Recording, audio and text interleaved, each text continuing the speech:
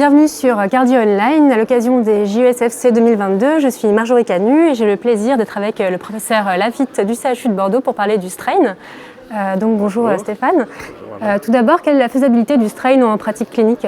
Alors la faisabilité est quand même assez redoutable, puisqu'elle peut s'adresser à quasiment 80 à 90% des patients en cardiologie que nous explorons en échocardiographie, avec un très haut niveau de robustesse, de fiabilité et une faible variabilité intra-inter-observateur. Donc vraiment une technique mature aujourd'hui. Donc finalement, est-ce qu'il faut le proposer à tous les patients ?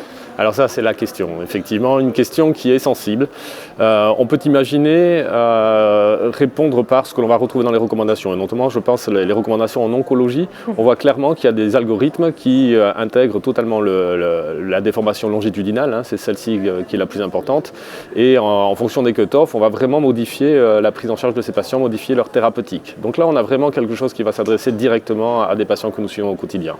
Ok, donc plutôt en oncologie, est-ce qu'il y a d'autres situations dans lesquelles il est intéressant de mesurer le strain ? Alors, on voit des situations quand même cliniques assez intéressantes. Moi, je pense à l'insuffisance cardiaque, et notamment l'insuffisance cardiaque à fraction d'éjection préservée. On sait que seule la fraction d'éjection est préservée parce qu'il existe déjà des anomalies de la contractilité, et il se trouve que l'analyse des déformations, la contraction longitudinale, va être altérée.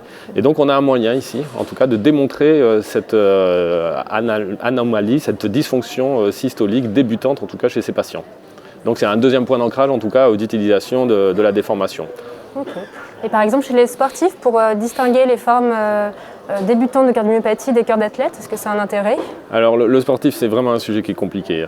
On avait il y a quelques années étudié plusieurs populations de sportifs. On avait été assez surpris au tout début de l'histoire de voir que, à l'opposé de ce qu'on pensait, certains sportifs présentent des anomalies de déformation. Anomalies. En tout cas des valeurs qui sont plus basses que la norme.